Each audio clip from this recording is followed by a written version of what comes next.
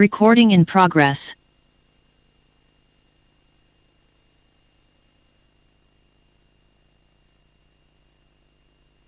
Good evening. Welcome everyone to the Planning Committee. Firstly, I will call upon the clerk who will advise how the meeting will be run this evening.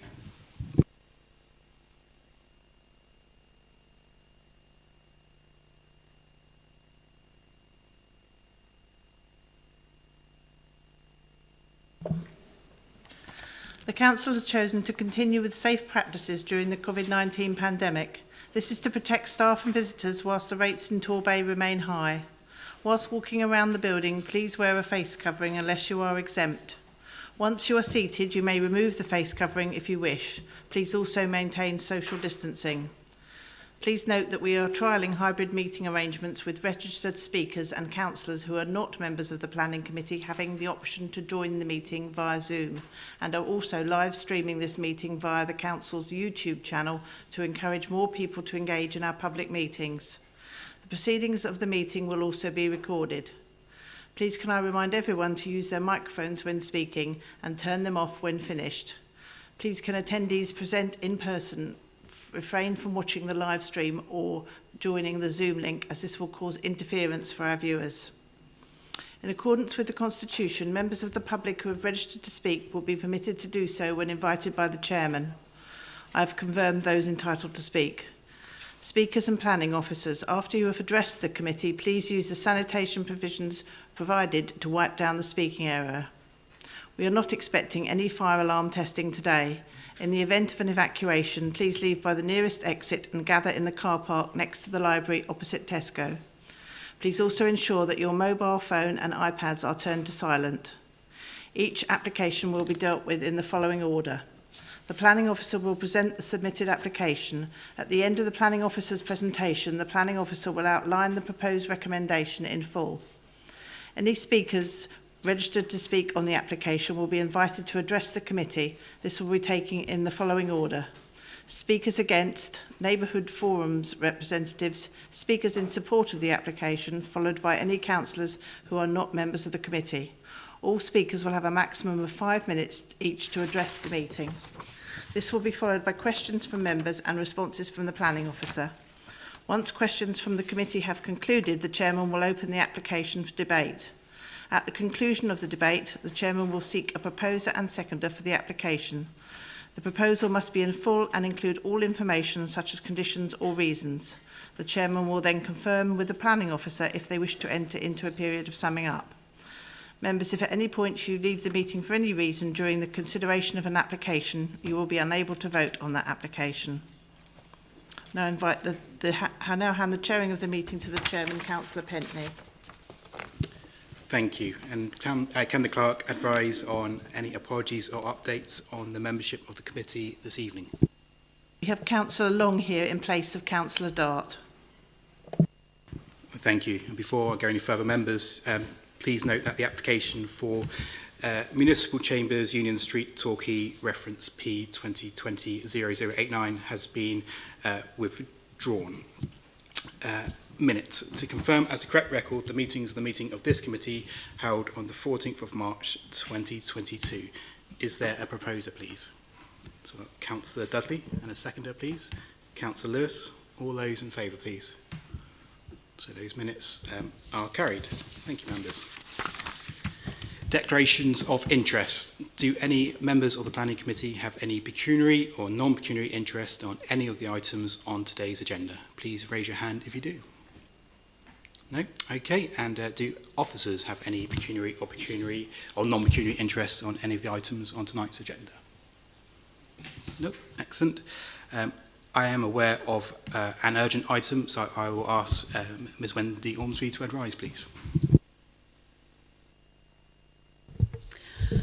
Yes, we have one urgent item which is regarding a proposed variation to 106 agreement at the White Rock site, which is proposed to be taken as a Part 2 item. I don't know whether you want us to go into the reasons.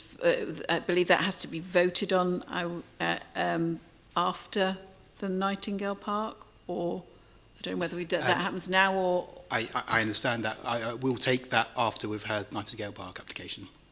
Thank you. And indeed the reasons for why it should go into part 2. Yeah. Okay, thank you. In which case, we'll move to consider the application this evening, which is land at Nightingale Park, Barton Hill Way, Torquay, reference P 2021-1287. The clerk has confirmed those who have registered to speak are indeed here tonight, so I will ask Mr. Moran to give his presentation, please. Thank you, Chairman.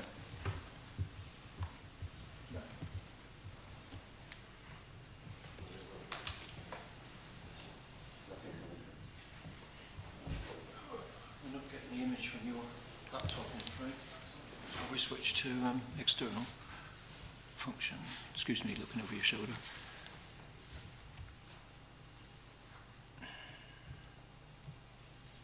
Which is the arrows.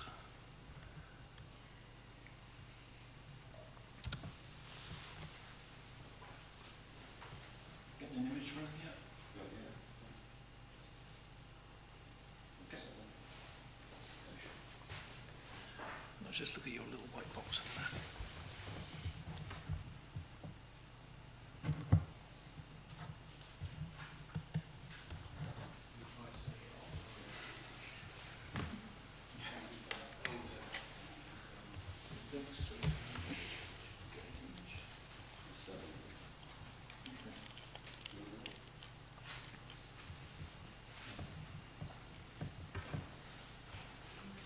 Let's just try sending your laptop again. Which is it? So for the benefit of those watching at home, in a time-honoured fashion, we're having a few technical difficulties, but we are still here. There it is. No, it's on external. That's not it. Some sort of weird setting in your laptop. Let's try projector only and you'll have to look at the screen.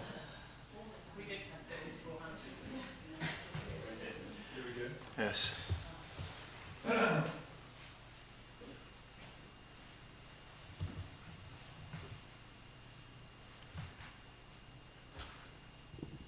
you okay to commence, Mr. Moran? I think so. Let's just see. I shall, yeah. So this application seeks consent for a solar array and associated track hard standing and built development at Nightingale Park in Torquay. It's anticipated that the solar array would produce around 3.2 megawatts of power.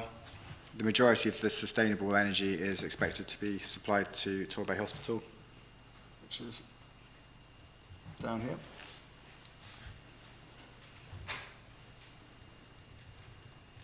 The site lies to the south of Brownsbridge Road and is bound by commercial and employment uses to the south and to the east.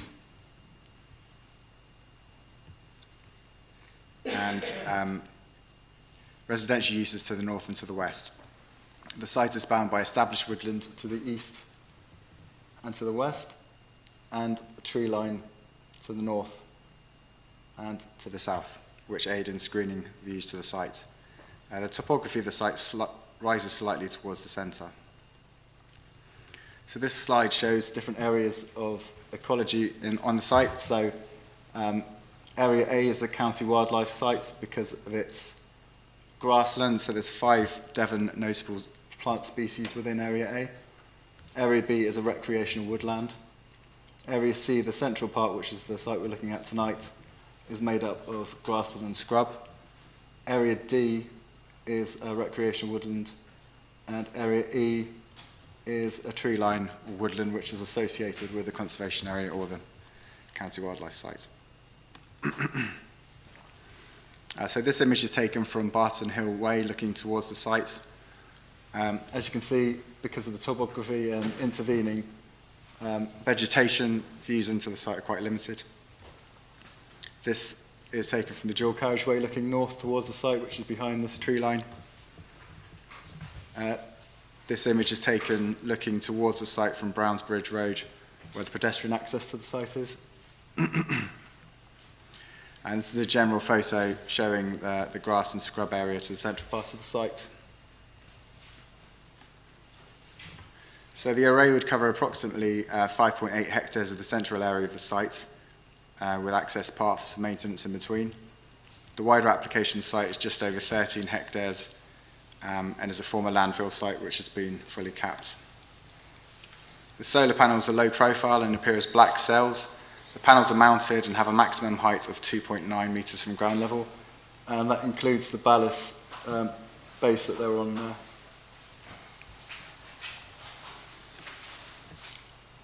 A storage unit and site cabin, which are required for the duration of the construction, are located to the northeast here. Once all the works have been completed, they'll be removed.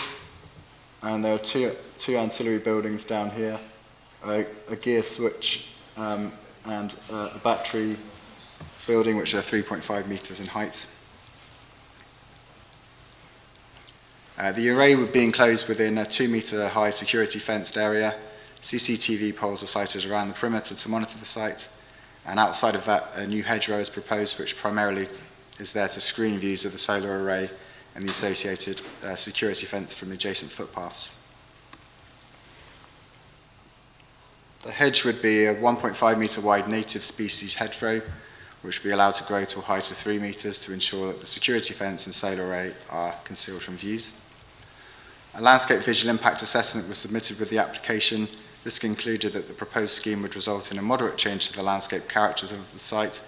However, due to the low height of the proposed security fencing, solar panels, cabins, and the proposed mitigation planting measures, there would be no noticeable loss to the distinctive local and wider landscape character context.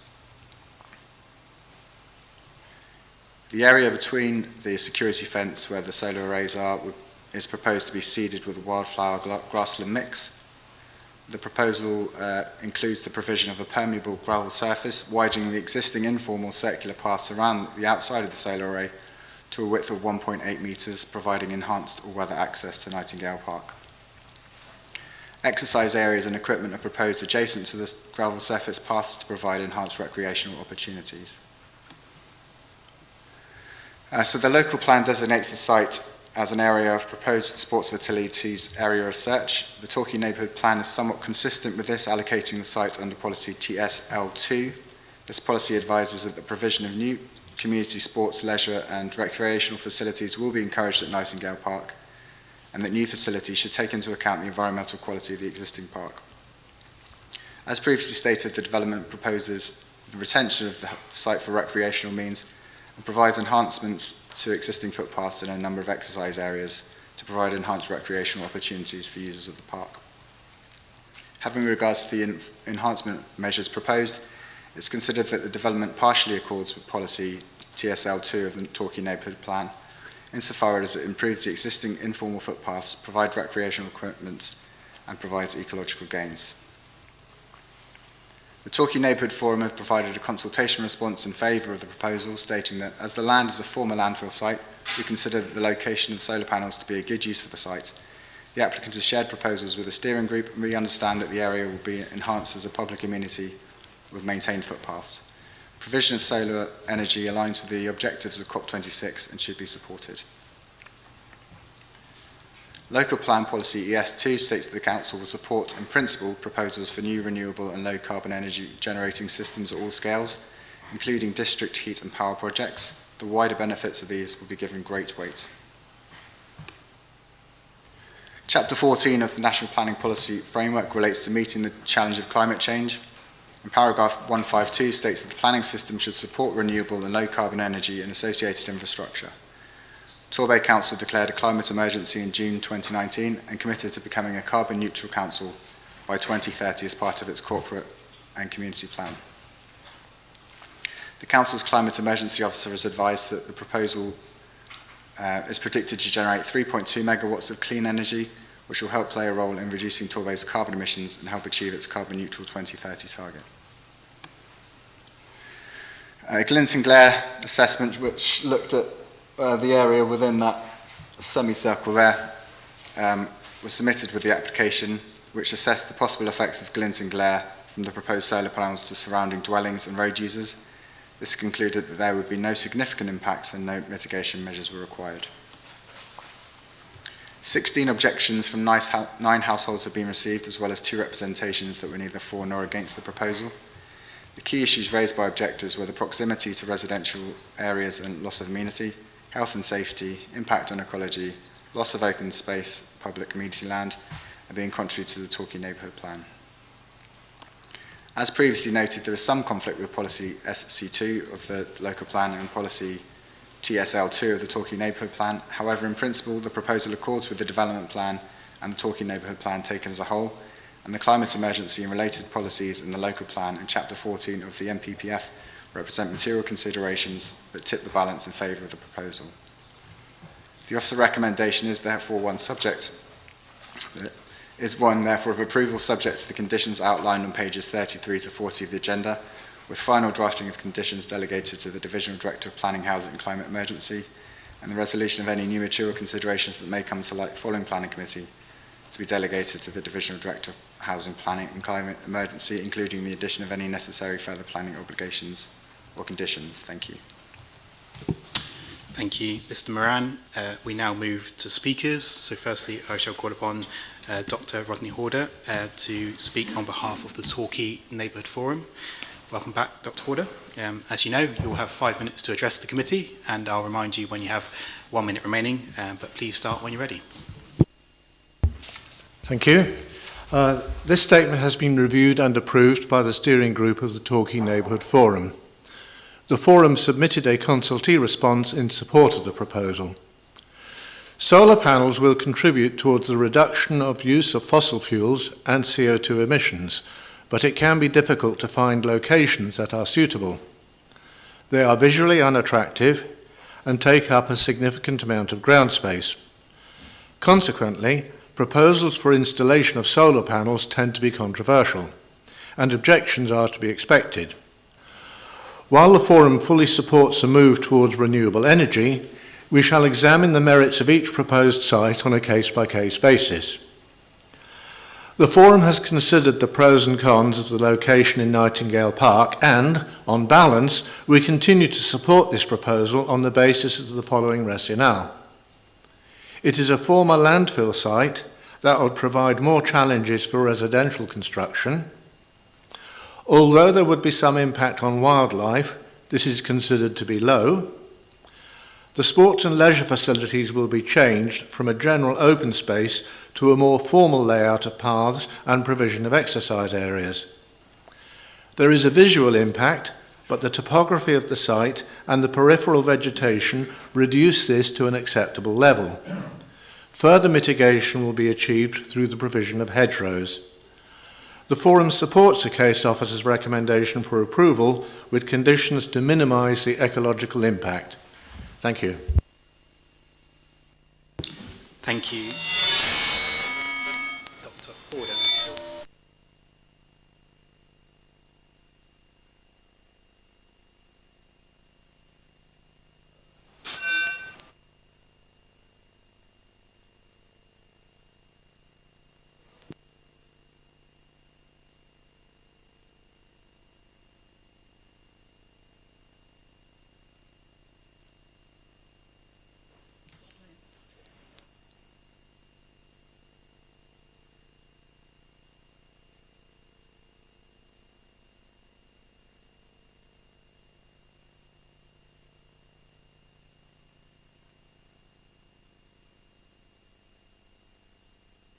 Okay, thank you. So we'll move on to the next speaker. So I'll call upon Mr. Ed Brown to address the meeting in support of the application.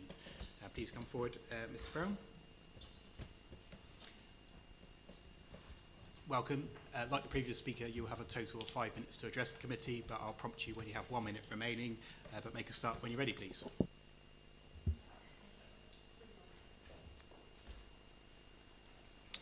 Hello, I'm Ed and I'm the Development Manager responsible for the submission of the planning application.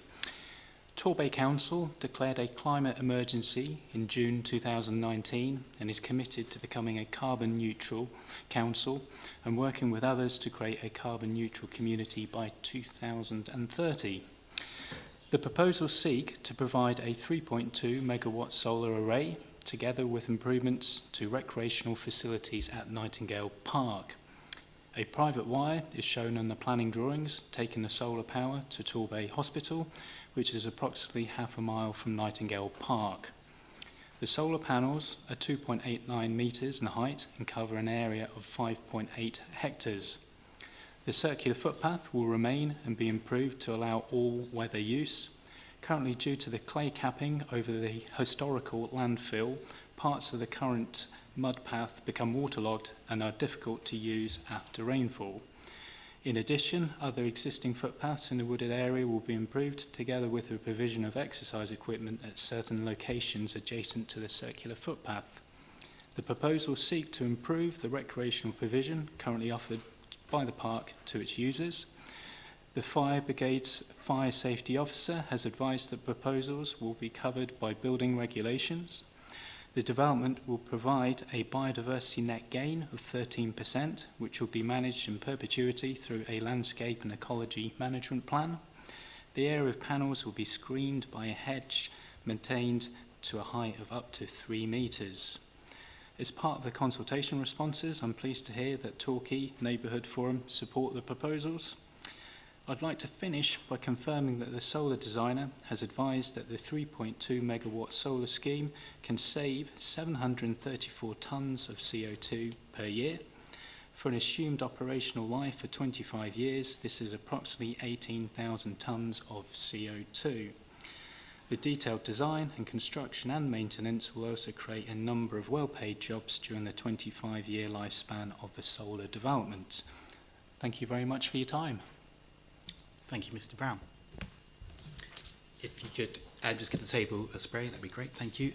Members, we have one non-committee councillor wishing to speak on this item, so I will call forward Councillor Chris Lewis.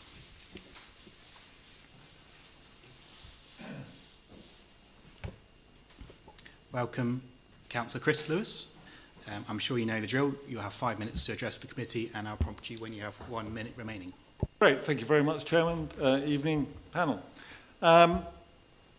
As many of you know, I've always been very keen on sport. I think it's a team sport for our children. It brings fitness and it brings leadership. I used to be on the Sports Council, member of the MCC, played rugby for Wasps, and that's why I'm committed for sport here in the Bay. Nightingale Park is one of the only large level areas left in the Bay that could be used for sports facilities. And we've just heard about the neighbourhood plan and the local plan. It is for sport, but it was earmarked for pitches, not gym equipment and a walk round a solar park. There's lots of walks we can do in the Bay. There's lots of gym equipment, but very little sports pitches, which can be seen in the report. The Sports Development Manager. Sports facilities in Torquay will struggle in the future with increases in demand. The Torquay Play Pitch strategy says it should be used for sport. I believe we must work to a level playing field. Bit of a pun, but we must. I can't believe that if this wasn't a council proposal, that we would entertain it. I think the Neighbourhood Forum would probably be against it. Certainly it's against the local plan. This could be the last potential playing field site in the Bay. And you guys are putting through, we need to build more houses. If we build more houses and we have more families, where are we going to get the football pitches? Where are we going to get the cricket, the rugby pitches that we need? There won't be any left. I believe that we ought to look at our youngsters, look at the people who are trying to keep fit. It's all very well going to the gym, but in fact, team sports are so important for all of us, whether it be at club level or at school level. Helps to keep adults fit. It helps people to create teamwork and leadership, as I said. Please don't forget our youngsters. This is going to be here for 25 years. The more houses we build, the more playing fields we need. This is a chance. This is why it is in the neighbourhood plan for sport. This is why the pitch strategy states it should be. And above all, our own sports development manager says that we will need more sports fields in the future. So think twice before you vote for a solar panel field with a little path round the edges of it and a bit of gym equipment. Thank you, Mr. Chairman.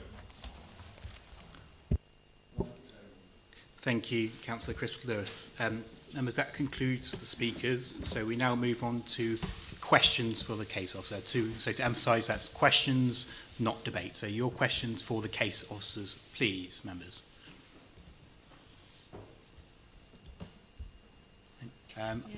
First of all, I'll take Councillor Jackie Thomas, who I believe was indicating, and then I'll take Councillor Celia Brown. Councillor Jackie Thomas first, though, please. No, thank you, Chair.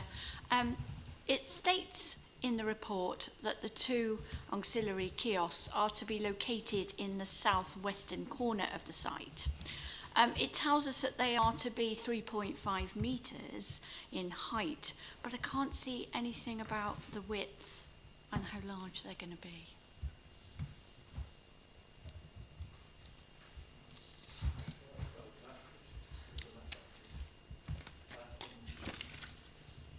Councillor Jackie Thomas, please.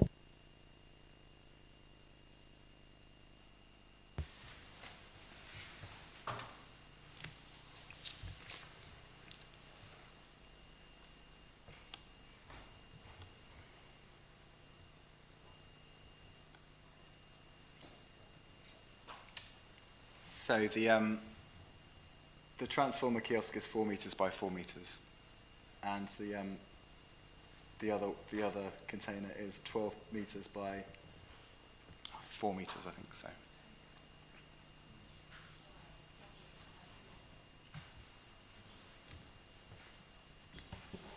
Okay, I'll take Councillor Brown then, please. Yes, I would like to ask, how many solar panels I noticed are you going to have? I noticed you've got 5.8 hectares here. So how many solar panels in all? So I couldn't tell you the exact number, but you can see that they're staggered on 4 by 4. So it's 5.2 hectares of that number. So it's a large number of solar panels. And also fence around it. Is it electric fence you've got around this area, or? No, it won't be electrified. It's not electric fence. And what about maintenance of these solar panels? So they're maintained off-site, so they're monitored off-site. Right. So they're all... Okay. And how many accesses have you got into this? So there's the...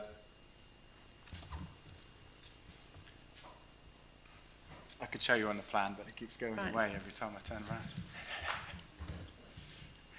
around. So there's initially there's a compound access there, and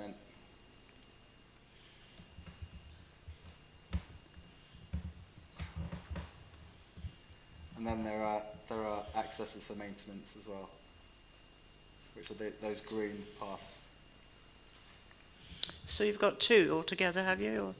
So there's one there, right, which goes across to there, and then there's another one, another maintenance path there, and then there's the access off of the highway for maintenance vehicles and for the construction.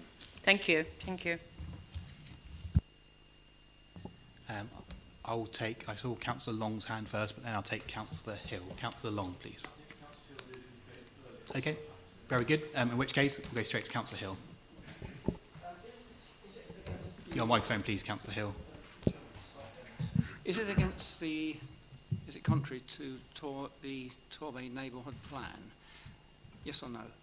So, well, it's partially because there's the sports facility. So there's 2 policies on that land. So there's the Torquay local plan policy, and then there's the Torquay neighbourhood plan policy.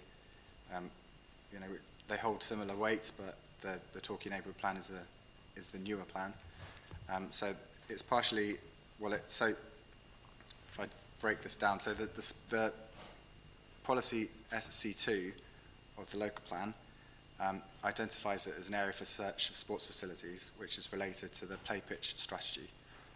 So the play pitch strategy has now run its course, and there are no applications for the site, no applications for play pitches on that site. So there's a new play pitch strategy being prepared at the minute, so that's likely to look for the need for improvements to existing pitches and for new sports facilities. And within the submitted design and access statement, it's advised that there are 4 alternative play pitches within the area of search for sports facilities in Torquay, including one that was recently approved at Coombe Pafford. Within the Torquay Neighbourhood plan, that policy that I had up on the screen isn't quite as thorough in terms of saying it should be for a play pitch. It relates to recreational use, improved recreational use, which maintains the ecological value of the site. So I would consider that this partially complies with that recreational use, which retains the ecological value of the site. So, what is it? Policy SC 2.1. That's no longer relevant in this case. Is that correct? Well, it is still, but that play pitch strategy has finished its period, the search period, and no site and no applications been made for a sports facility there. So that play pitch strategy goes through a new round now of allocating, and it could well be allocated again. So it could easily be reallocated as a sports pitch if it doesn't go forward as under this application. Jolly good. I think the only other question I had was the fact that it is a reclaimed site, and there was a leakage of methane from that. But as you explained earlier, it has been capped, and these solar panels will not puncture that capping. Is that correct? They're on ballast blocks. The Environment Agency have provided a consultation response which states no objection, but they require additional information, including an assessment of risk, to be submitted if the application was going to be approved. So that would have to be done prior to any development on the site. Sorry, could you repeat that? Yeah. So the Environment Agency. So there is a clay cap there. The proposal for the solar panels will be on ballast blocks, so they don't penetrate through that cap. And the Environment Agency have provided a consultation response stating that they don't object to the proposal, and subject to conditions. And one of the parts of the conditions is that an assessment of risk is submitted. So the applicant would carry out assessment of risk in accordance with the Environment Agency's requirements to ensure that there were no issues in terms of methane leakage. Thank you, Chairman. Councillor Long, please. Thank you very much, Mr. Chairman. I understand that the improvements to the pathways would make the pathways all-weather, essentially. So am I right in thinking that it could be argued that those paths could be used in winter when the weather's bad, whereas they might not be usable now if the weather's bad? There's also, I understand, as part of the proposals, a community dividend which could be used in the local area, for example, to improve sports facilities in the local area. Would that have any bearing on the sports policies that were just being discussed at all? And finally, I've seen some social media discussions about whether solar panels spark fires and what mitigations there might have been about that. Thank you. Yeah, so there is an improvement to so there's largely the path around the site at the minute is an informal path. It will be made a formal 1.8 metre wide path. So that provides effectively an all year round ability to use that path.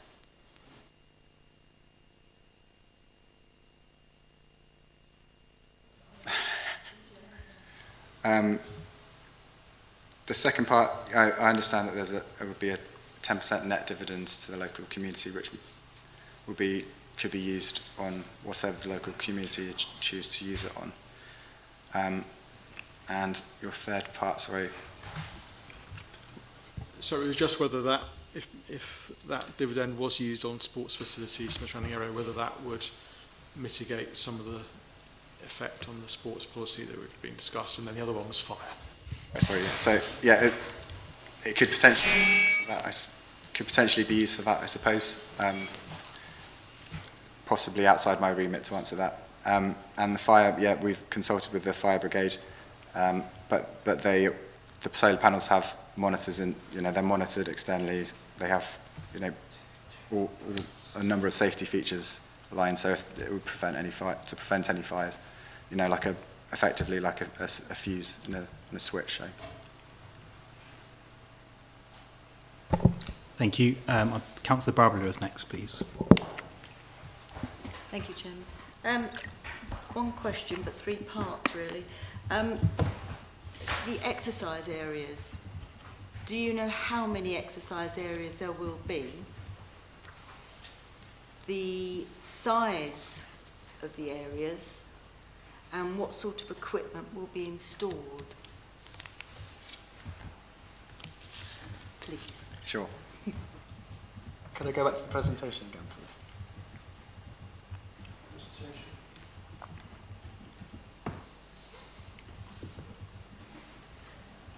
So these red areas here indicate the exercise areas. So it's 1, 2, 3, 4, 5.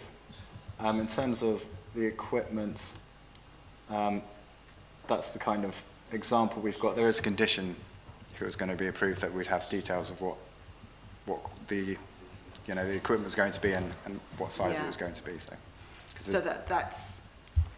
Well, it says here the equipment should be provided within 8 weeks of the development being brought into use. So you'll have to wait another couple of months before that's actually installed. Is that what you're saying? Yeah. I mean, we could change that, I suppose, but. Is that just, I mean, that looks really basic as exercise. Yeah, so that's why basically I didn't have any more details. That's kind of why that's conditions there to provide details of it so we can see what they're actually trying to. Okay, thank you. Thank you. Councillor Mills? Presumably there will be people walking and exercising. Is there any parking? Where do people park if they want to walk? If that makes sense. There isn't any additional parking proposed, so it'd be used by the local communities as presently. So. Okay, so there's no parking. All right. Thank you very much. Councillor Dudley, please. Just one question. With the glint and glare aspect, the possible effects on local residents, is it? I believe it said in the report that there's not likely to be any effect as such. No effects, and no mitigation measures were required. So. Okay. Thank you. Councillor Jackie Thomas, please. Thank you, Chair. Excuse me. It's my understanding that this project is a 25-year period. Can the officer please inform me how long the life of a solar panel is, and do they deteriorate over time, and lose their effectiveness, or are they good for the whole? Yeah, I can tell you what I've read, which is that these solar panels are therefore they have a 25-year lifespan, so that's why the consent effectively is 25 years. Any redundant or panels that aren't working can be replaced within that period. So it would be at the benefit of the applicant to replace any redundant or non-working panels in that period.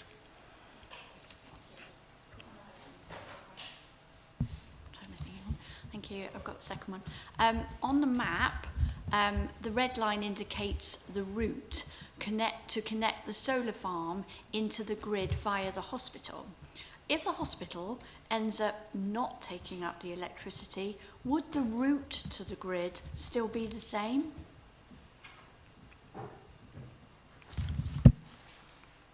I don't know the answer to that question because I don't know what would happen if. I believe it wouldn't be because it would be used, but it would be go back to the grid or used by the local community. So I imagine it would be a lot shorter route.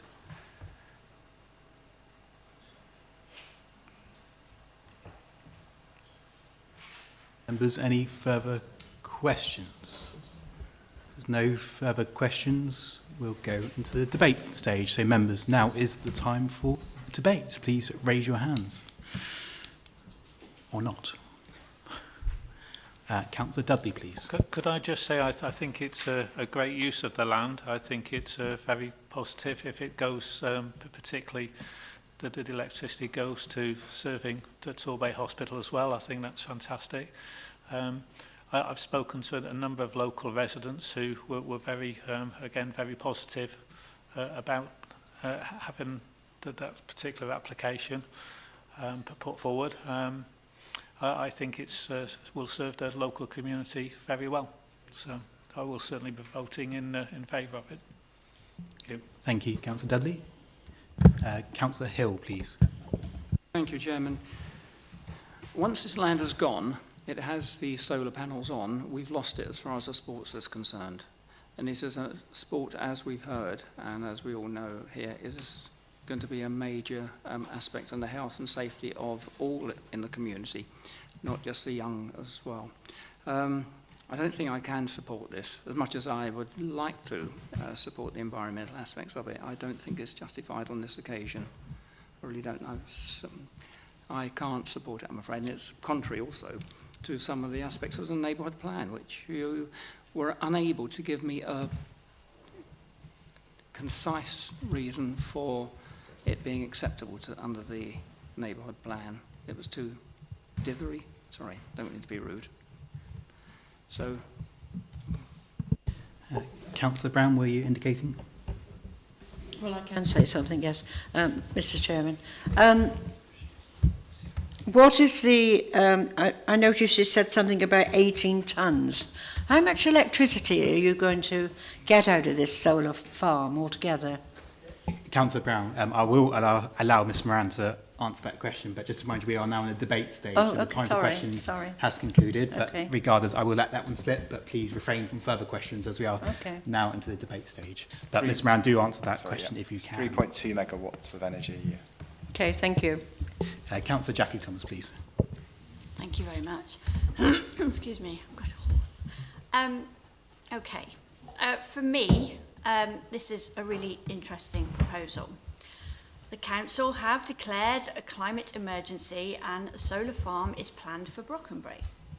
However, the council is committed to neighbourhood plans. This site is clearly identified in the Torquay neighbourhood plan for sports provision. Even our sports development manager comments that sports facilities in Torquay will struggle in the future to cope. Obviously, it's going to cope with future demands. Future sports facilities at Nightingale Park are clearly embedded in a number of Torquay Council's policies. Once this large expanse of land has been taken for a solar farm, where are we going to find the space for our additional facilities? Therefore, on balance, and quoting policy SC2, and in particular 2.1, I don't believe that the principle of this development has been established. And as such, I'm sorry, but I will not be supporting this application this evening. Thank you. Thank you. I will take Councillor Mills. Thank you. I will be supporting this application. The play pitch strategy is no longer. It's finished last October.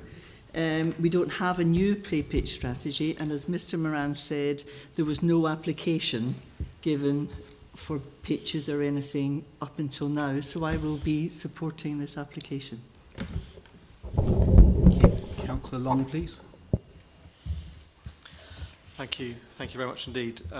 Colleagues have mentioned that this council has declared a climate emergency, which is absolutely correct, and I note in the report that the climate change officer has said that solar only provides 1.6% of the electricity that Torquay consumes, which is absolutely woeful.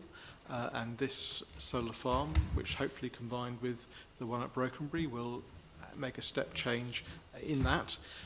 This country and residents in Torquay are facing lots of challenges through energy, so costs increasing because of COVID and the wars that are going on, and more efforts by us and other areas around the country to help produce more of our own energy can only be positive. Young people were referenced in some of the comments by outside speakers, and if we don't tackle climate change, then frankly it won't matter that we haven't got a sports pitch here, to be honest. And we do need to tackle that absolutely urgently. Speaking as a ward councillor along with Councillor Dudley, I know that the consultation event at St Martin's Church was very well attended, and I know that certainly conversations I've had, the improved amenities through the improved pathways were welcomed by many, many dog walkers, ordinary walkers and joggers for that. And the community dividend, I think, will go down very well and will improve neighbouring sports facilities as well in the immediate area. So what's not to like, and I'll be supporting this proposal this evening. Thank you. Okay, and to add my 2 cents, I think I have sympathy with the argument around provision of sport pitches for team sports in Torquay. How I occasionally do team sports myself. But I think we need to consider, by definition, what climate emergency means. It means requiring urgent action now to secure the well-being of not only the next generation, but future generations after that. And that requires every single authority to do its bit, and it would be a bit in taking the fight to the climate crisis, but we've enjoined ourselves to fighting the climate emergency when we declared that motion in 2019. And a couple of speakers have made the point that actually, in terms of what has come forward in terms of sports pitch use, is there's barely been anything. In fact, the last thing I can recall that was, even semi-feasible was met with an awful lot of local resistance to the idea, and we could reasonably foresee that if we were to refuse this tonight, there'd be an awful lot of hostility to any potential use in the future, but that's not even forthcoming because there's nothing on the radar anyway. So given that we are in a climate change emergency, I will be supporting this, but I will welcome any further debate before looking for a proposal. Okay, I can't see any hands. I will second. Oh, okay. Well, okay. I'll wait for a proposal first. I will look for a proposer for a motion. That is Councillor Dudley, please. I'll be happy to propose as per Officer's recommendation. So, for clarity, that's approval as per the Officer's report. Yes. Thank you. Councillor Brown, are you happy to? And I would second it as well. Okay. Mr. Chairman. Okay. So members, we have that proposal on the table. Mr. Moran, as the case officer, do you want to offer any summing up before I move to a vote on this proposal? No? Okay, we'll move straight to it then. All those in favour, please raise your hands. 1, 2, 3, 4, 5, 6, I count. Against? 1, 2, 3. Abstaining? Abstentions? No, of course I wouldn't. So that motion, that application is carried. It is approved. Thank you very much, members. So members, as I mentioned earlier, the municipal building application will not be heard tonight. So we'll move on to the urgent item as described by Ms. Ormsby earlier. This is my understanding that this will require us to go into part 2, which for the benefit of both members and the public requires the exclusion of press and public. And constitutionally, we require a vote of this committee in order to move into part 2. So I need a proposer and seconder and a vote on this to go to part 2. So I saw Councillor Hill's hand. Councillor Hill, can you just confirm what you are proposing, please? Microphone. Microphone, please, Councillor Hill. Microphone, please, Councillor Hill. I'm proposing that when we go into part 2, we exclude the press and public. Thank you. And is there a seconder, please? I saw Councillor Long's hand, so we'll take that. Thank you. Please confirm. Happy to second. Thank you. Hill's proposed. All those in favour of moving to part 2?